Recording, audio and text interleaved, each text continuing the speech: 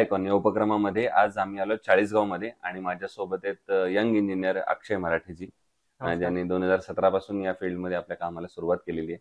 त्यांचा आजवरचा हा प्रवास कसा होता, भविष्यात तो प्रवास कसा असणार आहे, त्यांना आलेले अनुभव कसे आहेत, या सगळ्या संदर्भात आपण बिल्ड आयकॉन या प्लॅटफॉर्मवर त्यांच्याशी गप्पा मारणार आहोत.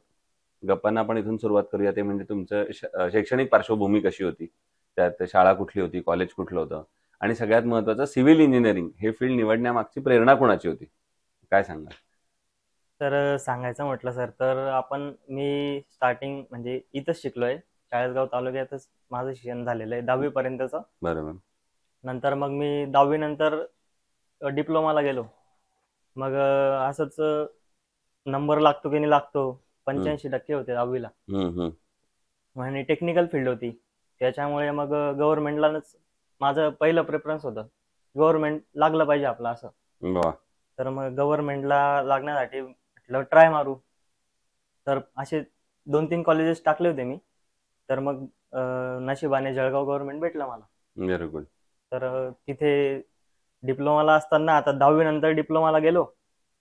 इकडे पूर्ण इतकं काही खास इंग्लिश नव्हतं, म्हणजे आपल्या भागात. मग तिकडे डायरेक्ट इंग्लिशमध्ये जाणं थोडंसं फरक पडला. स्टार्टिंगला पहिल्याच सेमिस्टरला जरा 2च विषय निघालो 5 विषयामधनं. बापरे. 5 विषयामधलं 2 विषय निघालो. नंतरचं जे सेकंड सेमिस्टर होतं त्याला पण 2च विषय निघालो. असे मिळून मग ते 5 विषय राहून गेले. हो, कारण 6-6 विषय राहता ना. बरोबर. तर 5 विषय राहून गेले. मग त्यात मी इयर डाऊन सारखं झालं ते. बरोबर. मग नंतर कॅरी ऑन आलं, नशीब. कॅरी ऑन मध्ये मग ते कंटिन्यू झालो. मग ते सगळे विषय नंतर जेव्हा सेकंडला गेलो पूर्ण क्लिअर झालो मागचं. बरोबर. मग सेकंड नवीन चालू झालं परत. असं करत डिप्लोमा 19 मध्ये पास आउट झालो. बर. आणि मग नंतर बीटेक केलं SSGB कॉलेज भुसावळ. बर. ते पण आता नॅक ए ग्रेड प्लस आहे त्याला कॉलेजला. तिथे झालो. आणि मग आता वडील माझे इंजिनियर होते पहिल्यापासून, त्याच्यामुळे त्या क्षेत्रात उतरणं, आता घरातला मोठा मुलगा मीच असल्यामुळे पुढची वारसा चालवायचं म्हणून मी तेच ठरवलं की आपण पण व्हायचं इंजिनियर. आणि लहानपणापासून मला ड्रॉइंग मध्ये खूप आवड होती. मग ते एक लळा लागतो तशाप्रमाणे लागून मग मी हे सगळं माझ्याकडनं होऊन गेलंय. बरोबर. केलं गेलं सगळं आणि व्यवस्थित आता सगळं काही कामकाज चालू आहे. आणि आता अजूनही पुढे अजून इम्प्रूव्ह होऊ, अजून काहीतरी पुढे करू. नक्कीच नक्कीच. त्यातला आणखीन एक महत्वाचा प्रश्न विचारायचा आहे, ते म्हणजे जेव्हा तू पहिल्या साईटवर तुम्ही गेला असाल सिव्हिल इंजिनिअरिंग कम्प्लीट केल्यानंतर, तर तो अनुभव कसा होता? तेव्हा थोडं दडपण असतं, प्रेशर असतं, त्यातलं पुस्तकातलं इथं काहीच नसतं. तर तो अनुभव, तो स्ट्रगल कसा होता पहिला प्रोजेक्ट मिळेपर्यंतचा?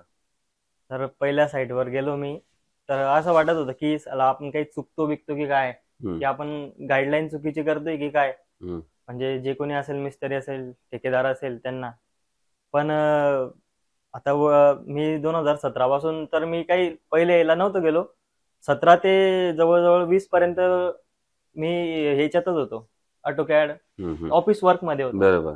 डिझायनिंग, डिझायनिंग वगैरे, प्लॅनिंग 3D वगैरे असं याच्यात मी ऑफिशियल होतो. नंतर मग जसा माझा डिप्लोमा कम्प्लीट झाला तसा मग मी साईट मध्ये गेलो.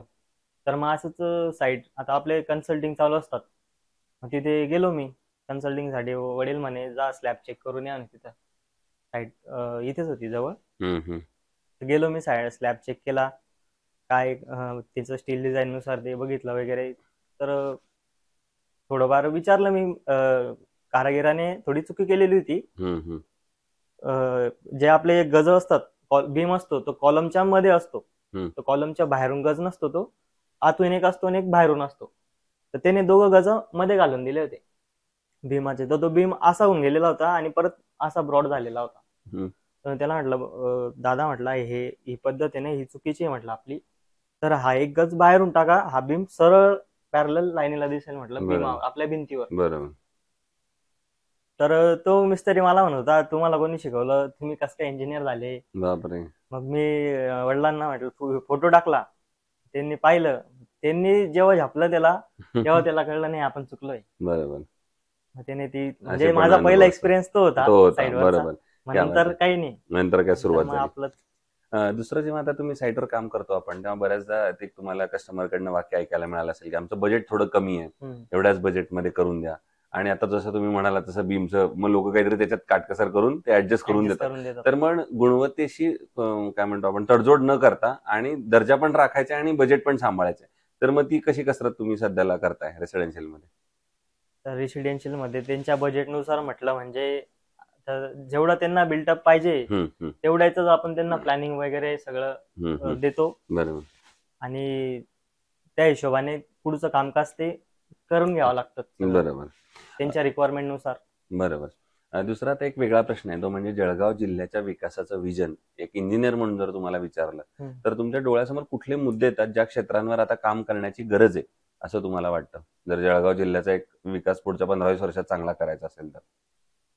जळगाव जिल्ह्याचा विकास म्हटला तर अजून पाहिले तसं डेव्हलप झालेलं नाही जळगाव बरोबर. जेवढं जसं पण पाहिजे कुठल्या तसं. क्षेत्रांवर काम केलं पाहिजे? क्षेत्र म्हटलं म्हणजे आता जर आपली सिव्हिल फील्ड म्हटली आमची, तर तिच्यामध्ये सुद्धा खूप अडचणी येतात की बरेचसे अजून जुने गुंठेवारीचे प्रकरण पेंडिंग पडलेले आहे. बरोबर.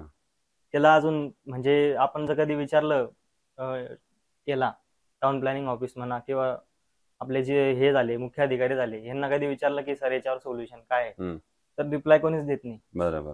म्हणजे आज ती कंडिशन आहे. अजून ते घर तसेच पडलेले आहे की ज्यांना मंजुरी घ्यायची ते पैसे खर्च करू इच्छित आहे पण त्यांना आज ते मंजुरी मिळत त्यांना मिळत नाही ती.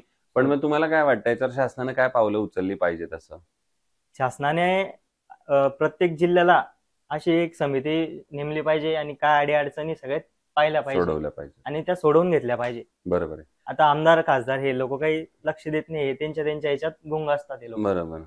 दुसरं, कन्स्ट्रक्शन मध्ये जेव्हा स्टील निवडण्याची वेळ येते तेव्हा तुम्ही काय पॅरामीटर्स बघता आणि ठरवता की हे स्टील चांगलं आहे, हे वापरलं पाहिजे? आता स्टील जर कधी म्हटलं तर स्टीलच्या खूप कंपन्या आहे आणि आता शक्यतो आपल्याला जर हे क्लायंट जो असतो तोच आम्हाला सांगतो की साहेब आपण हे स्टील यूज करू, पण आपल्याला माहिती की आपलं स्टील गुणवत्ता कोणत्या स्टीलची चांगली आहे.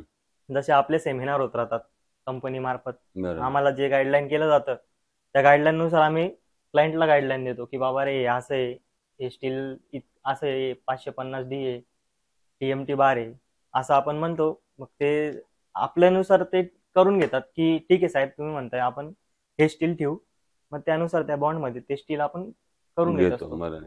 आयकॉन स्टील यापूर्वी कधी वापरलंय का कुठल्या प्रोजेक्ट मध्ये? वापरलंय. मग कसं आहे अनुभव, कॉस्ट, त्यांची डिलिव्हरी, सर्व्हिस चांगली सर, दोघं डीलर चांगले इथले. बरं, काही प्रॉब्लेम तुम्हाला काही प्रॉब्लेम नाही.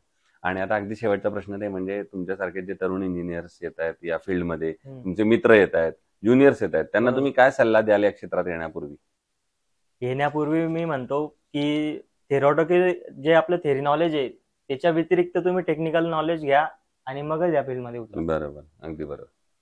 सो हे होते इंजिनियर अक्षय मराठे आणि त्यांनी फार महत्वाची गोष्ट सांगितली. ते म्हणजे आपण बऱ्याचदा असं वाटतं की आपण आता ग्रॅज्युएट झालो, शिकलो किंवा डिग्री मिळाली म्हणजे आता आपण इंजिनियर झालो, पण त्याही पेक्षा महत्वाचं त्याच्याबरोबर असणारे छोटे काही कोर्सेस असतील, काही टेक्निकल कोर्सेस असतील तर तेही करा, त्याचाही उपयोग तुम्हाला होतो. आणि जेव्हा तुम्ही पहिल्यांदा साईटवर जाल तेव्हा तुम्हाला हे सगळ्याचा इम्पॉर्टन्स पुन्हा एकदा जाणवेल. पुन्हा एकदा आपल्या मनापासून आभार आणि भविष्यात सुद्धा अशाच उत्तमोत्तम आयकॉनिक प्रोजेक्टची निर्मिती आपल्या हातून घडावी याच आयकॉन स्टील तर्फे मनपूर्वक शुभेच्छा. थँक्यू. Thank you very much.